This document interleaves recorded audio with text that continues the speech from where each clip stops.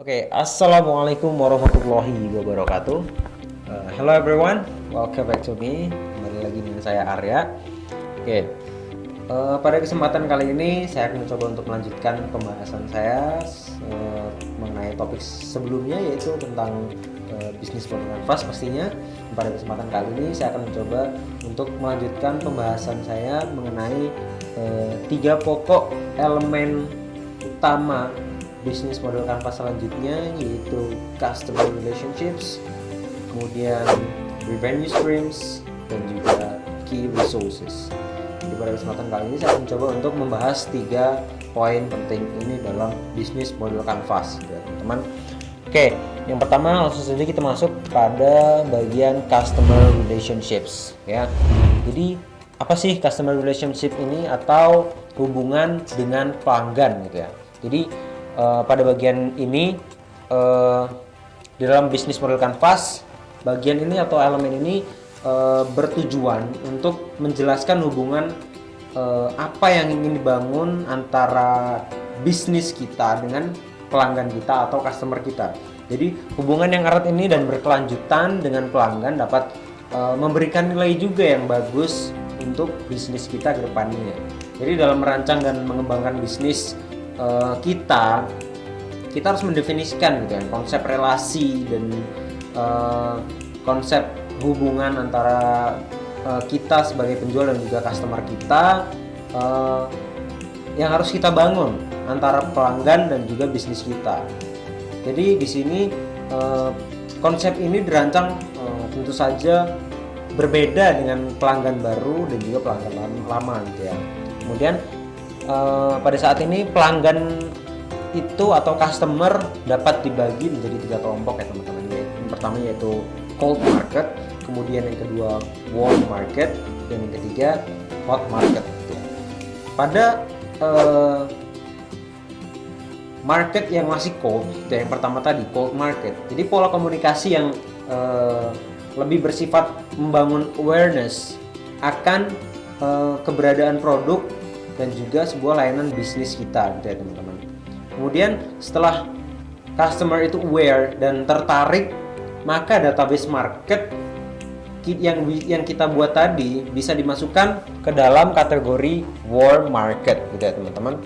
Jadi pola komunikasi yang dikembangkan itu adalah edukasi benefit gitu ya, dan keunggulan layanan yang kita tawarkan. Selanjutnya yaitu setelah itu market yang kita buat tadi siap untuk membeli gitu ya. Maka database market yang dikategorikan sebagai hot market tadi, pada mereka lah sebenarnya kita sebagai pebisnis melakukan penjualan produk atau jasa kita. Kemudian di sini selanjutnya ada beberapa jenis hubungan yang dapat dibangun dengan pelanggan, diantaranya yaitu yang pertama adalah personal assistance gitu ya.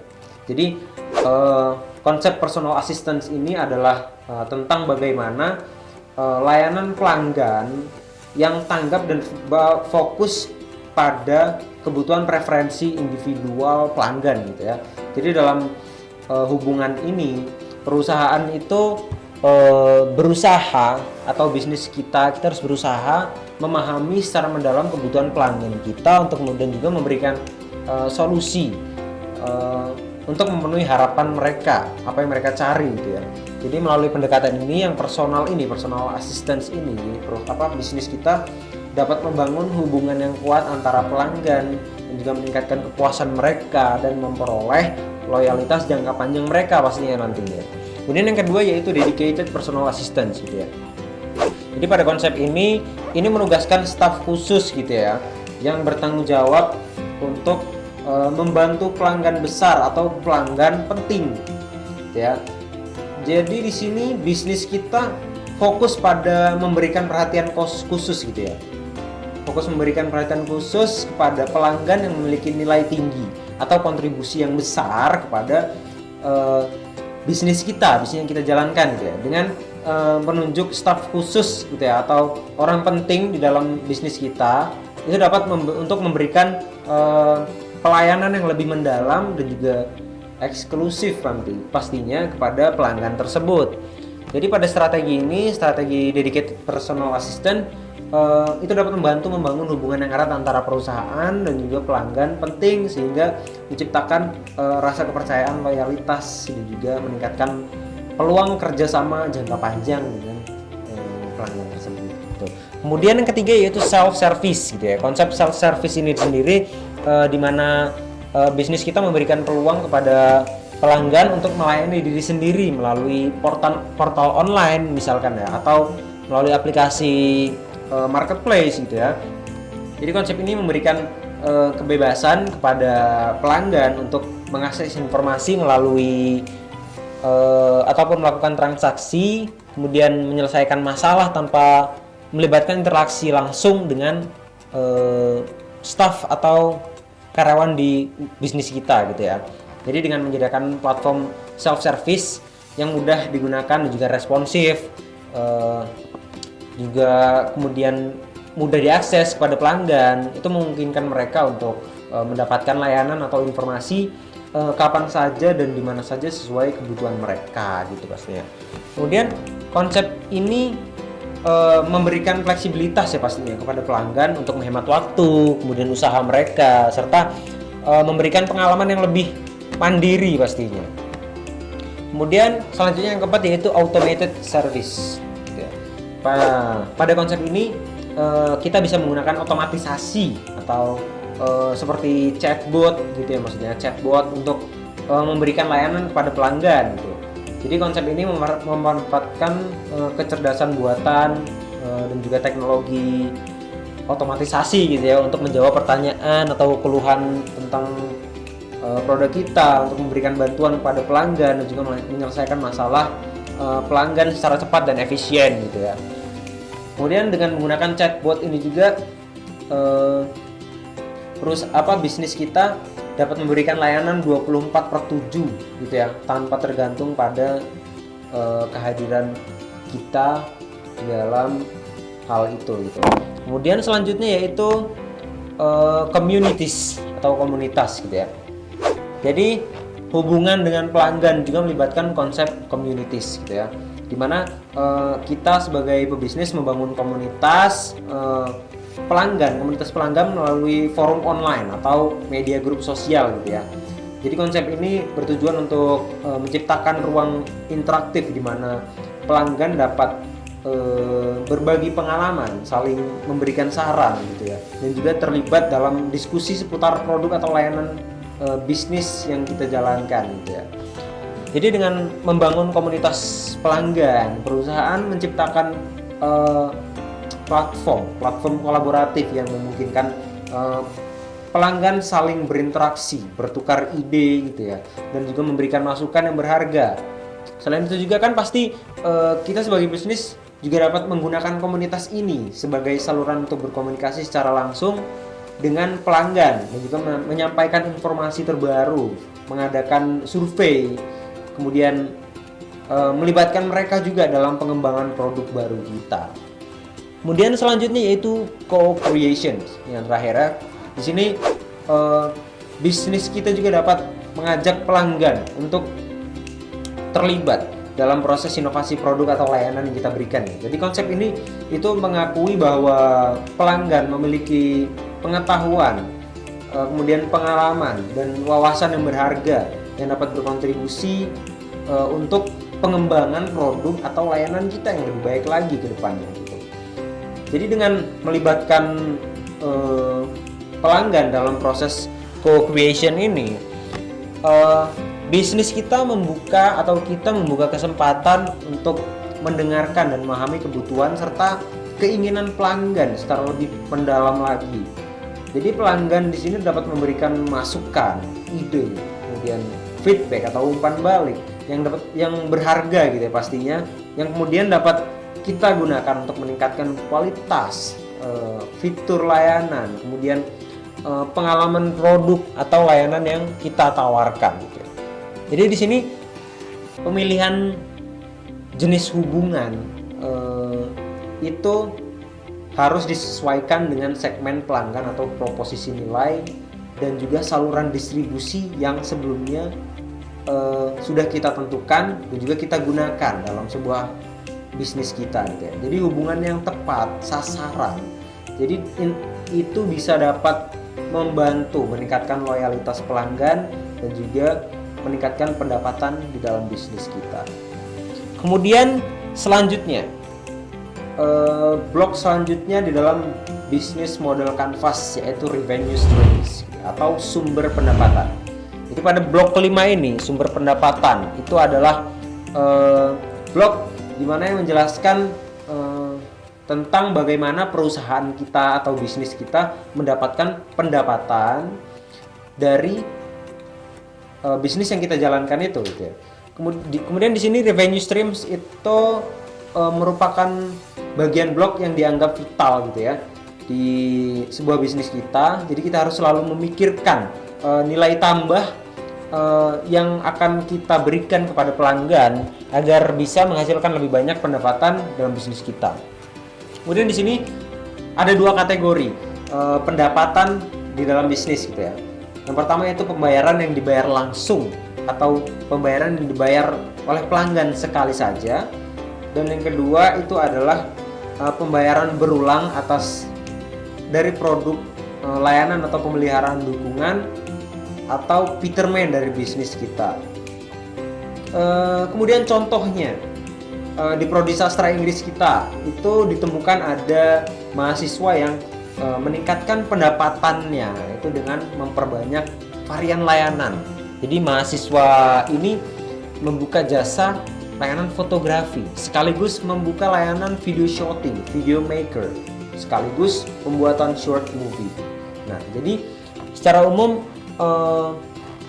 kemudian selanjutnya secara umum berikut beberapa jenis sumber pendapatan yang bisa dipertimbangkan kita sebagai pebisnis untuk mendapatkan pendapatan dari bisnis kita. Yang pertama yaitu pastinya dari penjualan produk atau layanan jasa kita, itu pasti. Jadi di sini pendapatan dari penjualan produk secara langsung kepada pelanggan biasanya ini dilakukan dengan sistem satu kali pembayaran atau langsung face to face, kemudian interaksi langsung dengan pelanggan memungkinkan bisnis untuk menyajikan produk secara langsung, menunjukkan manfaatnya, kemudian menciptakan pengalaman belanja yang menyenangkan dengan pendekatan pemasaran yang kreatif juga pastinya, strategi penjualan yang efektif. Di sini juga bisnis pasti dapat menarik perhatian calon pelanggan dan mengubah mereka menjadi pembeli yang setia atau loyal gitu ya. Kemudian yang kedua yaitu berlangganan. Jadi di sini jika penjualan produk atau bisnis kita memberikan rasa kenyamanan bagi pelanggan kita, maka revenue streams berlangganan ini adalah party yang berulang-ulang kali disajikan oleh bisnis kita. Jadi melalui konsep ini bisnis kita menciptakan komitmen jangka panjang dengan pelanggan atau customer yang bernilai lebih dari sekedar transaksi satu kali gitu ya. Jadi keuntungan ini dari pendapatan berlangganan adalah stabil gitu ya. Jadi bisa stabil dan bisa diprediksi dalam penerimaan pendapatannya gitu ya. Dengan pelanggan yang berlangganan secara berkala, jadi bisnis kita memiliki fondasi yang kokoh untuk kita dapat berinovasi, meningkatkan kualitas produk kita pastinya, dan juga memberikan pelayanan yang lebih baik lagi ke depannya. Melalui personalitas dan juga penyesuaian yang tepat, bisnis kita dapat menciptakan pengalaman berlangganan yang unik gitu ya pastinya, dan membuat para pelanggan semakin terkait dengan merek kita. Kemudian yang ketiga yaitu ada iklan. Jadi pendapatan dari penjualan ruang iklan pada website atau aplikasi atau media sosial lainnya. Jadi revenue streams iklan ini memainkan peran yang penting gitu ya dalam bisnis kita, apalagi di dalam ekosistem dalam era digital sekarang ini semakin terhubung ini. Dalam konsep ini bisnis menciptakan ruang tempat untuk pelanggan dan juga pengiklan bertemu dalam suatu ruang dengan penggunaan data dan analisis yang canggih gitu ya. Jadi di sini bisnis mampu menyampaikan pesan iklan yang relevan dan menginspirasi kepada audiens yang tepat. Kemudian selanjutnya yaitu lisensi. Ada lisensi. Jadi di sini kita bisa mendapatkan revenue dari lisensi. Jadi seperti merek, hak paten atau hak cipta. Dalam hal ini banyak pebisnis yang memanfaatkan merek atau hak paten sebagai aset yang tidak tampak gitu, tidak terlihat, sehingga mereka bisa berinovasi dan bersaing lebih baik daripada kompetitornya atau pesaingnya gitu. Jadi dalam model ini atau konsep ini, bisnis kita memiliki kesempatan untuk mengizinkan penggunaan aset intelektual yang kita miliki seperti merek, paten, atau hak cipta melalui pendapatan dari lisensi. Bisnis kita pastinya dapat memperkuat posisi gitu ya, sebagai pemegang hak dan menghasilkan nilai tambah dari aset kreativitas kita gitu ya. Kemudian selanjutnya kita masuk ke blok elemen penting di dalam model Canvas selanjutnya, yaitu key resources. Itu adalah blok ke-6 di dalam bisnis model Canvas, atau bisa kita sebut sebagai sumber daya pokok gitu ya. Jadi pada blok ini adalah sumber daya kunci dalam bisnis model Canvas kita, yang bertujuan untuk menjelaskan sumber daya apa saja yang dibutuhkan bisnis kita untuk beroperasi dan berkompetisi gitu ya, lebih lanjut ke depannya. Jadi secara umum di sini ada 4 jenis sumber daya yang bisa membantu bisnis kita menjalankan value atau menyajikan value yang kita sediakan dari awal, yaitu ada sumber daya manusia, kemudian sumber daya fisik, ada sumber daya intelektual, dan sumber daya finansial gitu. Jadi pastinya di sini manusia merupakan sumber daya utama ya dalam sebuah bisnis, apalagi di dalam bisnis yang berbasis ilmu pengetahuan dan industri kreatif pada saat ini ya. Demikian halnya teknologi gitu ya. Ini menjadi sangat penting pada industri bisnis saat ini, apalagi kita menjalankan bisnis berskala high tech gitu ya, seperti perusahaan telekomunikasi gitu ya.